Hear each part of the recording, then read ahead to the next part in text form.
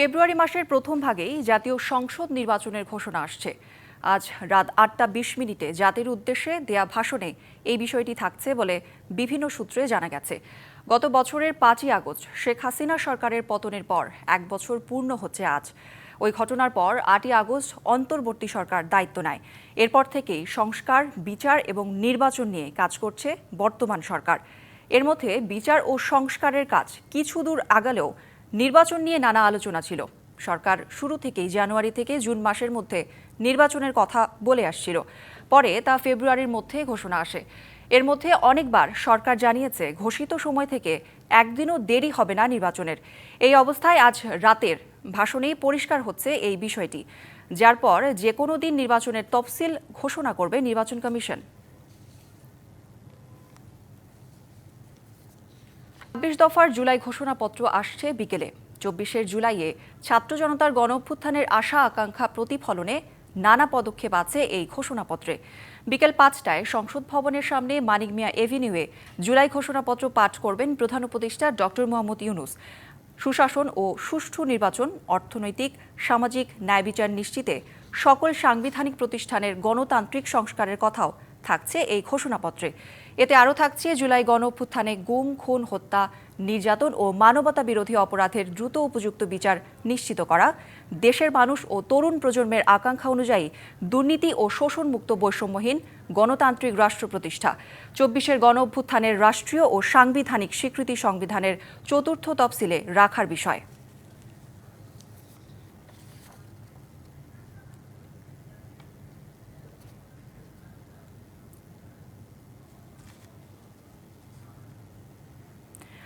এ বিষয়ে বিস্তারিত জানাতে বার্তা কক্ষ থেকে যুক্ত হয়েছেন বিশেষ প্রতিনিধি মনিরুল সোহাগ। সোহাগ, আপনার কাছে আমার দুটি প্রশ্ন রয়েছে। তন্মধ্যে প্রথমটি হচ্ছে, নির্বাচন ঠিক কবে হচ্ছে এমনটা কি জানতে পেরেছেন কিনা? আপনি জানেন যে আসলে নির্বাচন নিয়েই, অর্থাৎ ২৪ সালের যে জুলাই গণ অভ্যুত্থান হয়েছে, এরপরে নতুন সরকার গঠনের পর থেকে যে তিনটি বিষয় সবচেয়ে আলোচনার মধ্যে ছিল, তার মধ্যে বিচার, সংস্কার এবং নির্বাচন। দুটি বিষয় সরকার অনেক দূর আগালেও নির্বাচন নিয়ে কিন্তু বারবার আলোচনা এসেছে যে কবে আসলে নির্বাচন হতে পারে। এক ধরনের ঘোষণা ছিল যে জুনের মধ্যেই নির্বাচন, সেখান থেকে আরও এগিয়ে এসে ফেব্রুয়ারির মধ্যে নির্বাচনের ঘোষণা এসেছে। তারপরও কিন্তু বারবার আলোচনা, সমালোচনা, নানা ধরনের পরিস্থিতি মুখে পড়তে হয়েছে এই সরকারকে, এবং যেখানে সরকার বারবার বলেছে যে ঘোষণা তারা দিয়েছেন সেখান থেকে আসলে কোনোভাবেই একদিনও পেছানো হবে না। কয়েকদিন আগেও কিন্তু এই বিষয়টি জোর করে বলা হয়েছে। তো এর মধ্যে আজকে রাতের যে ভাষণ, সেই ভাষণে আমরা যতটুকু জানতে পেরেছি যে নির্বাচনের ঘোষণা যেটি আসছে সেটি হচ্ছে ফেব্রুয়ারির প্রথম ভাগেই নির্বাচনের ঘোষণা আসছে, এবং সেই ঘোষণা অনুযায়ী কিন্তু নির্বাচন কমিশন তাদের যে তফসিল ঘোষণা, ঠিক কয় তারিখে নির্বাচন হবে সেটি মূলত নির্বাচন কমিশন তাদের ঘোষণার মধ্যে বা তাদের যে বিজ্ঞপ্তি আসবে সেটির মধ্যে তারা জানাবে, এবং নির্বাচনের যে সকল প্রক্রিয়া বিষয় রয়েছে সেগুলো এরই মধ্যে যা যা সম্পন্ন করা দরকার সেই প্রস্তুতি নেওয়া হয়েছে সরকার পক্ষ থেকে। কিন্তু এটা বারবার জানানো হয়েছে আইন শৃঙ্খলা পরিস্থিতি থেকে শুরু করে নির্বাচনের কেন্দ্রগুলো কিভাবে ব্যবস্থাপনা হবে, সেগুলো কোথাও ঘাটতি আছে কিনা সেগুলো ঠিক করা, এই বিষয়গুলো কিন্তু এরই মধ্যে পরিষ্কার করে জানানো হয়েছে সরকারের পক্ষ থেকে। কারণ নির্বাচন কমিশন আসলে একটি নির্ধারিত সময়ের মধ্যে তারা তফসিল ঘোষণা করবে। সেই তফসিলের মধ্যে আসলে পুরোপুরি বিষয় আসবে যে এই নির্বাচন কবে ভোট গ্রহণ হচ্ছে, কবে থেকে প্রার্থিতার বিষয় আসছে, নির্বাচনে কারা কারা অংশ নিচ্ছেন, কারা নিতে পারছেন না, এই বিষয়গুলো আসলে তখন আসবে। তবে সরকারের এই ঘোষণার পর থেকেই মূলত আজকে যে ভাষণ আসবে সেই ভাষণের পর থেকে মূলত নির্বাচনী যে আমেজ সেটিতে আসলে বাংলাদেশ নতুনভাবে প্রবেশ করতে যাচ্ছে, এটি মনে করছেন আসলে অনেকেই। সোহাগ, আরেকটি বিষয় জানতে চাই, আজ যে জুলাই ঘোষণাপত্র উপস্থাপন করা হচ্ছে তাতে আপনি কি কি বিশেষত্ব পেলেন জানাবেন? আপনি জানেন যে ২৪ জুলাই গণ অভ্যুত্থান, যেটির মধ্য দিয়ে আসলে নতুন বাংলাদেশের যাত্রা শুরু হলো, সরকার গঠন হলো, ছাত্র জনতার যে অভ্যুত্থান, নতুন আকাঙ্ক্ষা নিয়ে, সেই আকাঙ্ক্ষাকে আসলে সাংবিধানিকভাবে স্বীকৃতি দেওয়ার যে বিষয় সেটি আসলে সবচেয়ে বড় বিষয় এখানে, এবং এই ঘোষণার মাধ্যমে কিন্তু আসলে সেটি স্বীকৃতি দেওয়ার যে আনুষ্ঠানিক বিষয় রয়েছে সেটি চলে আসবে, এবং সেটি কিন্তু দীর্ঘদিনের, অর্থাৎ এই গত ১ বছর ধরে ছাত্র জনতা বা বিভিন্ন রাজনৈতিক মহল যারা রয়েছে তাদের কিন্তু এই চাওয়াটি ছিল যে আসলে এই অভ্যুত্থানকে সাংবিধানিক স্বীকৃতির পাশাপাশি এই ঘোষণাপত্রের মধ্যে কিন্তু 1971 সালের মুক্তিযুদ্ধ থেকে শুরু করে 24-এর আগ পর্যন্ত যে সকল ঐতিহাসিক বিষয়গুলো রয়েছে সেই সকল বিষয়ই কিন্তু এখানে মোটামুটি উঠে এসেছে এবং এর পাশাপাশি বিগত 16 বছরে আওয়ামী লীগ সরকারের যে খুন গুম এবং দুর্নীতির যে বিষয়গুলো আলোচিত রয়েছে, যে ঘটনাগুলো সাধারণ মানুষের অধিকার হরণ করা হয়েছে, বিগত সময়ের যে নির্বাচনের বিষয় রয়েছে সেই নির্বাচনগুলো যেভাবে ভোটাধিকার মানুষের অধিকার কেড়ে নেওয়া হয়েছে, ভোটের যে বিষয়গুলো আলোচনায় রয়েছে সেই বিষয়গুলো আসলে এই ঘোষণাপত্র কিন্তু আসছে। সব মিলে বলা যায় ছাত্র জনতার যে বিষয়গুলো সামনে নিয়ে যে অভ্যুত্থান হয়েছে, নতুন সরকার গঠন হয়েছে, সংস্কারের যে বিষয়গুলো জোর দিয়ে কাজ করা হচ্ছে, তো সেই সব বিষয়গুলোই কিন্তু এই ঘোষণাপত্রে আসছে। বিকাল 5টার পরে যখন এই ঘোষণাটি পাঠ করা হবে নিশ্চয়ই তখন আসলে এই বিষয়ে আরও চূড়ান্তভাবে জানা যাবে। আমরা এখন পর্যন্ত অনানুষ্ঠানিকভাবে এই বিষয়গুলো জানতে পেরেছি। সোহাগ, ধন্যবাদ আপনাকে। গণতান্ত্রিক, মানবিক ও বৈষম্যহীন রাষ্ট্র প্রতিষ্ঠার আহ্বান জানিয়েছেন প্রধান উপদেষ্টা ডক্টর মোহাম্মদ ইউনূস। জুলাই অভ্যুত্থান দিবস উপলক্ষে ঢাকা জেলা প্রশাসন আয়োজিত অনুষ্ঠানে ভিডিও বার্তায় এই আহ্বান জানান তিনি। বলেন, মানুষের বুকে গুলি চালিয়ে ফ্যাসিবাদী সরকার ক্ষমতা ধরে রাখতে চেয়েছিল। ছাত্র জনতার রক্ত দিয়ে সেই দুঃশাসনের অবসান ঘটিয়েছে। 5ই আগস্ট শুধু একটি বিশেষ দিবস নয়, এটি একটি প্রতিজ্ঞা, গণজাগরণের উপাখ্যান এবং ফ্যাসিবাদী শাসন থেকে জাতির পুনর্জন্মের দিন। জুলাইয়ের মহানায়কদের আত্মত্যাগ তখনই সার্থক হবে যখন এই দেশকে আমরা একটি সত্যিকারের জনকল্যাণকর দেশ হিসেবে গড়ে তুলতে পারব। আজ আমরা কেবল অতীত স্মরণ করতে আসিনি, আমরা একটি শপথ গ্রহণ করতে এসেছি। শপথ এই, আমরা কোনো ধরনের নিপীড়নের কাছে মাথা নোয়াব না। আমরা প্রতিষ্ঠা করব একটা জবাবদিহিমূলক, মানবিক, গণতান্ত্রিক এবং বৈষম্যহীন রাষ্ট্র, এমন রাষ্ট্র যা সবসময় জনকল্যাণে কাজ করবে। দর্শক, জুলাই ঘোষণাপত্র উপস্থাপন করা হবে বিকেলে। এ নিয়ে মানিক মিয়া এভিনিউয়ে দিনভর থাকছে বর্ণাঢ্য আয়োজন। সেখানে আছেন সহকর্মী আরিফুল ইসলাম এবং রিফাত তাসনুভা। প্রথমে যাচ্ছি আমরা আরিফের কাছে। আরিফ, জুলাই ঘোষণাপত্র উপস্থাপন তো বিকেলে, এখন মানিক মিয়া এভিনিউয়ে কি আয়োজন চলছে এবং কেমন দেখছেন জমায়েত? 11টা থেকে মানিক মিয়া এভিনিউতে ঘোষণাপত্র উপলক্ষে এবং কি জুলাই বর্ষপূর্তি উদযাপন উপলক্ষে মানিক মিয়া এসেছে বলা যায় সাংস্কৃতিক অনুষ্ঠান শুরু হয়ে সাংস্কৃতিক অনুষ্ঠান চলছে। সেটা বৃষ্টি উপেক্ষা করে যদি আমি একটু দেখাতে চাই, বৃষ্টি উপেক্ষা করে প্রত্যেকে যে জায়গা থেকে এসেছেন সেই জুলাই বর্ষপূর্তি উদযাপন তারা পালন করছেন।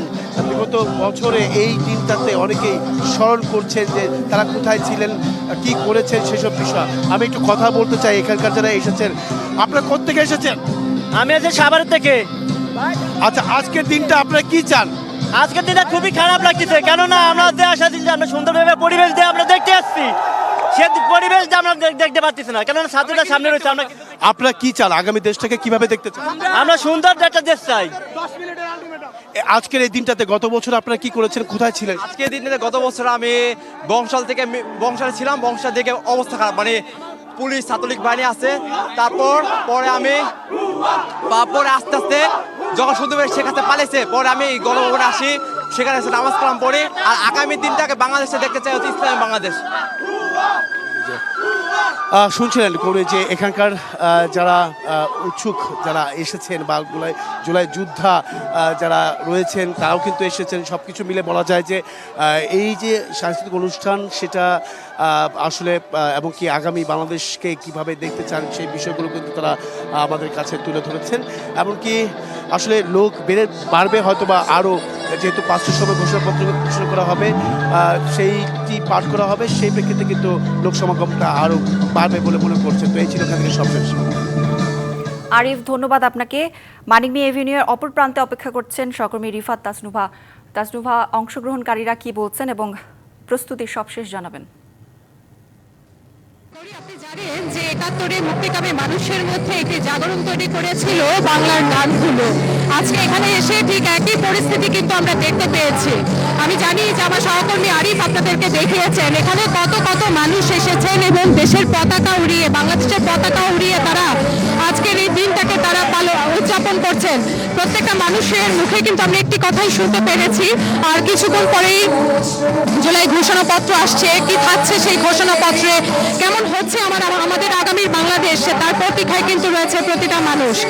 এখানে এখন অনেকগুলো গান পরিবেশন করা হচ্ছে, সেই গানের তালে তালে কিন্তু এখানকার মানুষ যারা আছেন তারা এই দিনটিকে উদযাপন করছেন। একটু বলে রাখি, দুপুর 12:15টার দিকে দিনব্যাপী অনুষ্ঠানে কার্যক্রম শুরু হয়, যদিও সকাল 11টার সময় কার্যক্রম শুরুর কথা ছিল। বিভিন্ন এলাকা থেকে মিছিল নিয়ে মানুষজন এখানে এসেছেন এই অংশগ্রহণ করার জন্য, এবং অনুষ্ঠান শুরুর আগে দেখা গেছে যে অনেকে নানামুখী স্লোগান দিয়েছেন, তারা তাদের নিজেদের দাবি জানিয়েছেন। একই সাথে তারা বলেছেন যে জুলাই গণঅভ্যুত্থানে সংঘটিত মানবতা বিরোধী অপরাধের সাথে যারা যুক্ত ছিলেন তাদের দ্রুত বিচার নিশ্চিত দাবি জানিয়েছেন। তারা বলছেন একটা বছর পার হয়ে গেছে, অনেক ভাই বোনকে রক্ত দিতে হয়েছে গত বছর আজকের এই দিনে এবং গত বছরের দিনগুলোতে। স্বৈরাচার হয়তো পালিয়ে গেছে, কিন্তু আমরা মুগ্ধকে হারিয়েছি, আমরা শহীদ আবু সাইদকে হারিয়েছি। তাদের যারা হত্যা করেছে তাদেরকে এখনো চিহ্নিত করা হয়নি, কেন সেই অপরাধীদের এখনো বিচার নিশ্চিত করা হয়নি, সেই কথাগুলো কিন্তু মানুষের মুখে মুখে। আপনাদেরকে একটু বলে রাখি যে এই বর্ষপূর্তির আজকে জুলাই গণঅভ্যুত্থানের বর্ষপূর্তি উপলক্ষে যে অনুষ্ঠান মেলা আয়োজন করা হয়েছে, এই অনুষ্ঠান মেলা আজকে দিনব্যাপী চলবে এবং এভাবে একজনের পর একজন শিল্পী এসে তাদের সেই পরিবেশন করে যাবেন, তাদের গানগুলো আবার উদ্দীপ্ত করবেন বাংলার মানুষকে। তো এই কিন্তু ছিল একদম মঞ্চের সামনে থেকে আমার কাছে মানিক মেয়ে এভিনিউ সবশেষ খবরাখবর। কৌরি, রিফাত, ধন্যবাদ আপনাকে। ছাত্র জনতার রক্তে কিনা জুলাই অভ্যুত্থানের বর্ষপূর্তি আজ।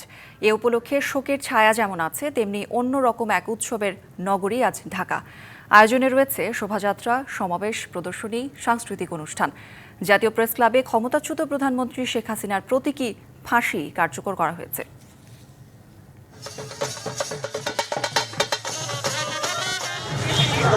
জুলাই গণ অভ্যুত্থানের বর্ষপূর্তি উপলক্ষে শিল্প শোভাযাত্রা বের করেছে ঢাকা বিশ্ববিদ্যালয়ের চারুকলা অনুষদ। শোভাযাত্রায় পানি লাগবে, পানির ব্যানার ও জুলাই যোদ্ধাদের প্রতিকৃতি ফুটিয়ে তোলা হয়। চারুকলা থেকে শোভাযাত্রাটি বের হয়ে টিএসসি ঘুরে আবার অনুষদে গিয়ে শেষ হয়। অত্যন্ত কৃতজ্ঞতার চিত্তে স্মরণ করছে যে সমস্ত বীর শহীদদের জীবনের বিনিময়ে বাংলাদেশ আজকে স্বাধীন হয়েছে। আমরা চাই আর কোনো ফেসিবাদ যেন আমাদের উপরে আর না চেপে বসে। জুলাই গণ অভ্যুত্থানের বর্ষপূর্তি উপলক্ষে স্লোগান আর শোভাযাত্রায় মুখর ঢাকা বিশ্ববিদ্যালয় এলাকা। সকালে শোভাযাত্রা বের করে জুলাই জাগরণ, শেষে শাহবাগে সমাবেশ করে তারা। জুলাই ছাত্র জনতা অভ্যুত্থানে অগ্রণী ভূমিকা পালন করেছিলেন এদেশের শিক্ষার্থীরা, অথচ আমরা দেখতে পাচ্ছি শিক্ষা প্রতিষ্ঠানগুলোতেও এখন জালেমরা আবার মাথা ছাড়া দিয়ে উঠতে যাচ্ছে। মহাখালীতে শোভাযাত্রা এবং সংক্ষিপ্ত সমাবেশ করেছে সশস্ত্র বাহিনীর অবসরপ্রাপ্ত কর্মকর্তা কর্মচারীরা। এ সময় তারা বলেন, বাংলাদেশের সার্বভৌমত্ব প্রশ্নে কারো সাথে আপোষ চলবে না, এখনই উপযুক্ত সময় দুর্নীতিমুক্ত নতুন বাংলাদেশ গড়ার। 26শে মার্চ 71 সালে যেটাতে আমরা অর্জন করেছি দেশ, সেটাই আমাদের পরিচয়। আর সেটাকে যেহেতু বিচ্যুত হয়ে যাচ্ছিল, সেইটাকে আমরা আবার ফিরিয়ে এনেছি এই জুলাই বিপ্লবের মাধ্যমে। জুলাইয়ে ছাত্র জনতার আন্দোলনের সময় গণহত্যার নির্দেশদাতা ও পৃষ্ঠপোষকতার অভিযোগে সাবেক প্রধানমন্ত্রী শেখ হাসিনার প্রতীকী ফাঁসি কার্যকর করা হয়েছে। সকালে রাজধানীর জাতীয় প্রেসক্লাবের সামনে এ ফাঁসি কার্যকর করা হয়। উনি মনে করছেন উনি বাংলাদেশে সারা জীবনের জন্য রাজ করে যাবে, উনি যে এই পরিস্থিতিতে পড়বে ওটা উনি জীবনে কল্পনা করে না। আগামীর সুন্দর বাংলাদেশ বিনির্মাণে সজাগ থাকতে হবে জনগণকেও, এমন দাবি উঠেছে এসব আয়োজন থেকে। Yusuf Rana, DBC news, Dhaka. 111-এর পদধ্বনি শোনা যাচ্ছে তথ্য উপদেষ্টা মাহফুজ আলমের এমন বক্তব্যকে কাণ্ডজ্ঞানহীন বলে মন্তব্য করেছেন বিএনপির সিনিয়র যুগ্ম মহাসচিব রুহুল কবির রিজভী। সকালে নয়াপল্টনে বিএনপির কেন্দ্রীয় কার্যালয়ে সংবাদ সম্মেলনে কথা বলেন তিনি। জানান, সরকার থেকে এ ধরনের বক্তব্য জনদৃষ্টিকে ভিন্ন খাতে নিয়ে গিয়ে হীন উদ্দেশ্য হাসিলের চেষ্টা করা। ফ্যাসিবাদ নানাভাবে মাথা চাড়া দিয়ে ওঠার চেষ্টা করছে জানিয়ে দ্রুত নির্বাচনের সুনির্দিষ্ট রোডম্যাপ ঘোষণার দাবিও জানান বিএনপির এই নেতা। সরকারের ভেতর থেকে এই ধরনের কাণ্ডজ্ঞানহীন উক্তি করা এটা যৌক্তিক নয়। এটা তো আমরা কি বলবো ফ্যাসিবাদী আমলেই শুনেছি। যখন আন্দোলন তীব্র হয় বা কিছু হয় তখন তারা ওইটাই বলতো যে 11-11 আমরা পাচ্ছি, পদধ্বনি পাচ্ছি। এই সমস্ত বক্তব্য একেবারে বালকসুলভ বক্তব্য, শিশুসুলভ বক্তব্য, ইনফ্যান্টাইল ম্যাডনেস বলে আমি মনে করি। সংস্কার ছাড়া নির্বাচন হলে তা হবে জনগণের সাথে বিশ্বাসঘাতকতা। জুলাই গণঅভ্যুত্থানের প্রথম বার্ষিকীতে রাজধানীর মহাখালীতে জামায়াতের গণমিছিলে এমনটাই বলেছেন দলটির নায়েবে আমির ডাক্তার সৈয়দ আব্দুল্লাহ মোহাম্মদ তাহের।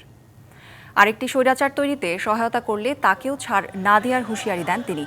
সংস্কার নিয়ে কিছু রাজনৈতিক দলের অবস্থানকে দ্বিমুখী ও আত্মঘাতী বলেও মনে করেন তিনি। বলেন, পিআর পদ্ধতিতে নির্বাচনে অনিয়মের কোনো সুযোগ নেই। স্বাধীনতার সার্বভৌমত্বের বিষয়ে কোনো আপোষ না করে জামায়াত টেকসই গণতন্ত্র রক্ষায় সংগ্রাম করে যাবে।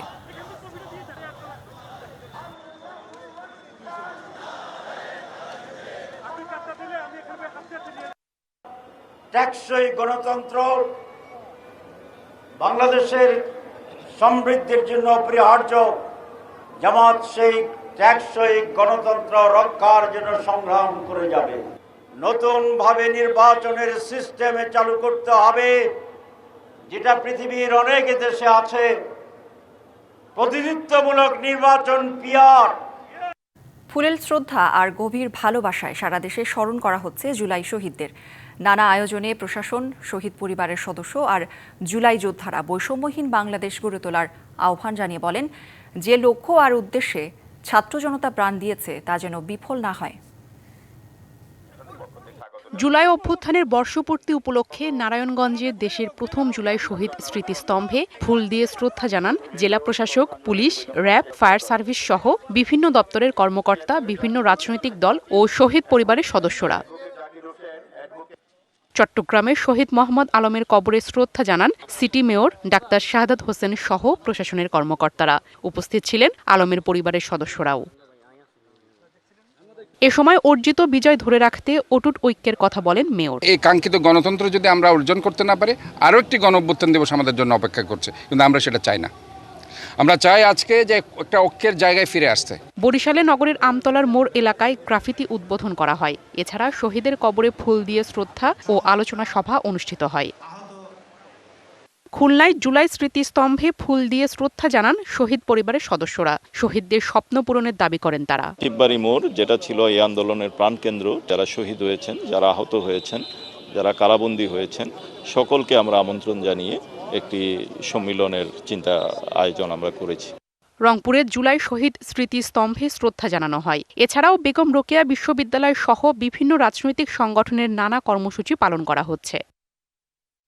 সিলেটের শাহজালাল বিজ্ঞান ও প্রযুক্তি বিশ্ববিদ্যালয়ে জাতীয় পতাকা উত্তোলন, জুলাই পদযাত্রা ও আলোচনা সভা হয়। শহীদদের আত্মার শান্তি কামনায় 1 মিনিট নীরবতা পালন করে অনুষ্ঠান শুরু হয়। রাজশাহীতে সি&বি মোড় এলাকায় শহীদ স্মৃতিস্তম্ভ উদ্বোধন ও ফুল দিয়ে শ্রদ্ধা জানানো হয়। শহীদদের আত্মদান যেন বিফলে না যায় সেদিকে সজাগ থাকার আহ্বান জানান জুলাই যোদ্ধারা। বগুড়ায় শহীদদের কবর জিয়ারতের মাধ্যমে শুরু হয় দিনের আনুষ্ঠানিকতা। পরে জুলাই গণ অভ্যুত্থানে শহীদদের আত্মার মাগফিরাত কামনায় মোনাজাত করা হয়।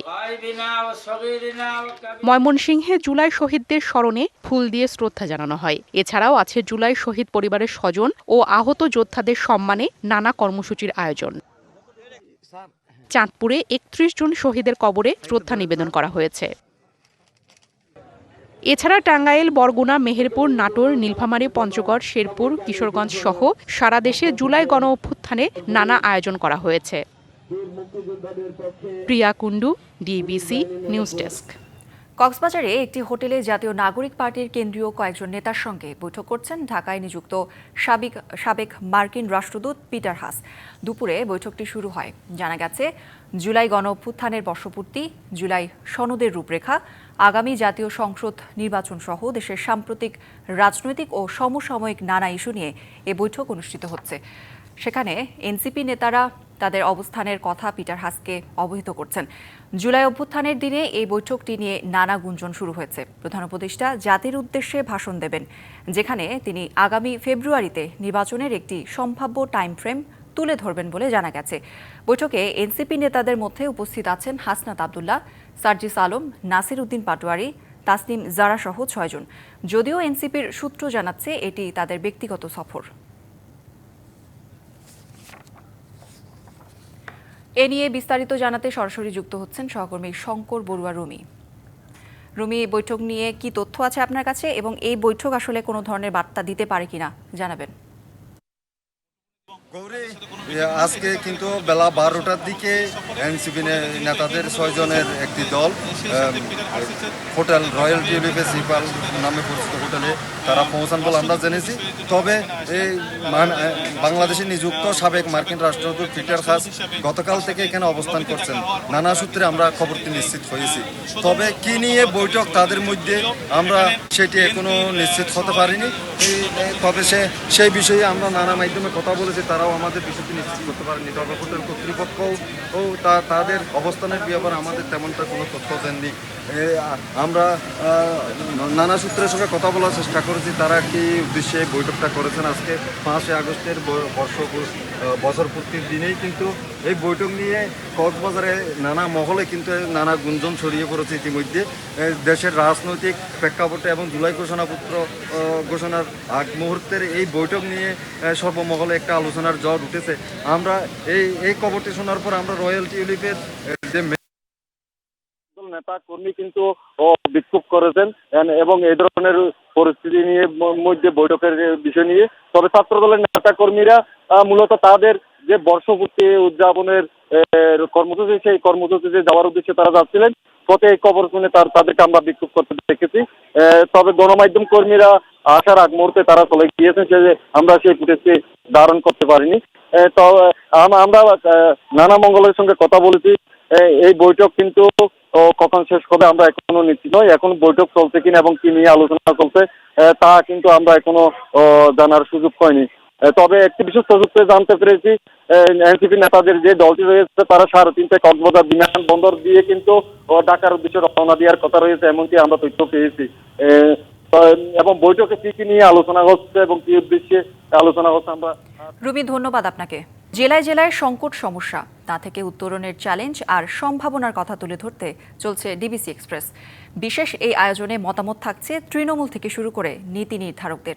ডিবিসি এক্সপ্রেস আজ সারাদিন আছে ফেনী জেলায়। সিএসআরএম ডিবিসি এক্সপ্রেসে আমরা আছি ফেনী জেলায়। আমার সাথে যুক্ত হয়েছেন একদল তরুণ যারা জুলাই গণঅভ্যুত্থানের 1 বছর পূর্তিতে একটা অনুষ্ঠানে অংশ নিয়েছিলেন। তাদের কাছে জানতে চাইব যে নতুন বাংলাদেশ গণঅভ্যুত্থানে 1 বছর হয়েছে, তো বাংলাদেশ এই 1 বছরে কতটা বদলিয়েছে বলে আপনি মনে করছেন? ধন্যবাদ। প্রত্যেকটা পরিবর্তনই একটা সময়সীমা নিয়ে আসে, সুতরাং আমরা আমাদের সরকারকে এখনো সময় দিচ্ছি, কারণ এখনো মাত্র 1 বছরের মাথায় আমরা যে ধরনের কাঙ্ক্ষিত পরিবর্তন চেয়েছি আসলে সেরকম সাবলীল পরিবর্তন এখন আমরা পাই নাই। তবে আমরা আশাবাদী। প্রত্যাশা তাদের কাছে একটা বড় ছিল, সেই প্রত্যাশা পূরণে কতটা অগ্রগতি হয়েছে বলে মনে করছেন? ধন্যবাদ আপনাকে। আমাদের শুধু তরুণেরা এই জীবন দেয় না, তরুণেরা নতুন গণ অভ্যুত্থান তৈরি করে না। এখানে ছাত্র জনতা, শ্রমিক থেকে শুরু করে রাজনৈতিক ব্যক্তিবর্গ এই আন্দোলনে সামিল হয়েছে। স্বৈরাচার পতনের আন্দোলনে খুনিদের বিচার কার্যক্রম সঠিকভাবে করতে পারেনি, ইন্টার ব্যর্থ হয়েছে আমি মনে করি। আমি একজন জুলাই যোদ্ধা, আহত হয়েছিল নিশ্চয়ই তরুণ একজন, তো তোমার অভিজ্ঞতাটা জানতে চাই। 1 বছর হয়ে গেল, এখন কেমন আছে? আসসালামু আলাইকুম, ডিবিসি নিউজকে আমাকে কথা বলার সুযোগ করে দেওয়ার জন্য। জুলাই আগস্ট আন্দোলনটা ছিল আপনার আমাদের যে আশা আকাঙ্ক্ষা ছিল জুলাই গণঅভ্যুত্থানের পর। পরবর্তীতে ইন্টারিম সরকার দায়িত্ব পালন করে। আসলে ইন্টারিম সরকার এইসব জায়গাগুলোতে মানুষের যে আশা আকাঙ্ক্ষা ছিল তা পূরণ করতে তারা ব্যর্থ। আসলে বিষয়গুলো আমাদের কাছে দুঃখজনক লাগে। ধন্যবাদ অংশ নেওয়ার জন্য। আমি জানতেই চাইবো যে আপনার কাছে জানতে চাই যে একটা নতুন বাংলাদেশ, তরুণ প্রজন্ম কিভাবে নতুন বাংলাদেশ গড়াতে অবদান রাখতে পারে? আবার ধন্যবাদ আপনাদেরকে। জুলাই আগস্ট গণ অভ্যুত্থান, হাজার হাজার ছাত্র জনতা রক্তদানের মাধ্যমে আমরা যেই স্বাধীনতা পেয়েছি, পূর্ণাঙ্গ স্বাধীনতা যেটাকে বলে, আমরা চাই এই বৈষম্যহীন বাংলাদেশ আর কোনো দিন যেন কোনো ফ্যাসিস্ট জন্ম না হয়। সবার ঐক্যবদ্ধভাবে বৈষম্যহীন একটা সুন্দর বাংলাদেশ গড়ার প্রত্যয় আমরা রাখতে চাই। জুলাই গণ অভ্যুত্থানের যখন 1 বছর পূর্ণ হয়েছে তখন একটা রাজনৈতিক অস্থিরতা বিরাজ করছে, তো আপনারা এই প্রজন্মটা এসে কিভাবে দেখছেন? আমরা এখন চাই যে একটা সবাই মিলে, যেহেতু এখন আওয়ামী লীগ সরকার যারা ফ্যাসিস্ট তারা বিদায় নিয়েছে, এখন যারাতে সবাই আমাদের বিগত সময় যারা আন্দোলনে ভূমিকা পালন করেছে, আমরা সবাইকে নিয়ে একসাথে একটা সুন্দর বাংলাদেশ নির্মাণ করতে চাই। ফেনী জেলার কোন সমস্যা নিয়ে কথা বলবেন যেটা সমাধান চান আপনারা? আমরা ফেনী জেলায় বন্যার যে ক্ষতিগ্রস্ত বারবার হচ্ছে, আজকে এই থেকে বিগত 2 বছর পর্যন্ত আমরা যেভাবে ক্ষতিগ্রস্ত হচ্ছে এই বাঁধ পুনর্নির্মাণ করে যাতে ফেনীবাসীকে বন্যা থেকে রক্ষা করা হয়। সবাইকে ধন্যবাদ আমাদের সাথে সংযুক্ত হওয়ার জন্য। CSRM ডিবিসি এক্সপ্রেস আপনারা শুনছিলেন তরুণ প্রজন্ম বাংলাদেশকে নিয়ে কী ভাবছে এবং নতুন বাংলাদেশ গড়ার ক্ষেত্রে তাদের কীভাবে অবদান রাখতে সেই বিষয়টি তারা তুলে ধরেছেন। তো CSRM ডিবিসি এক্সপ্রেস আমরা অন্য কোথাও যাব, অন্য কোথাও সমস্যা এবং সমাধান নিয়ে আমরা কথা বলবো, ততক্ষণ আমাদের সাথেই থাকুন। ডিবিসি সংবাদে এই ছিল এখনকার মতো। ডিবিসি নিউজের সংবাদগুলো পড়তে ভিজিট করুন dbcnews.tv আর ভিজিট করুন ডিবিসির ফেসবুক পেজ এবং ইউটিউব চ্যানেল। ডিবিসির সঙ্গেই থাকুন।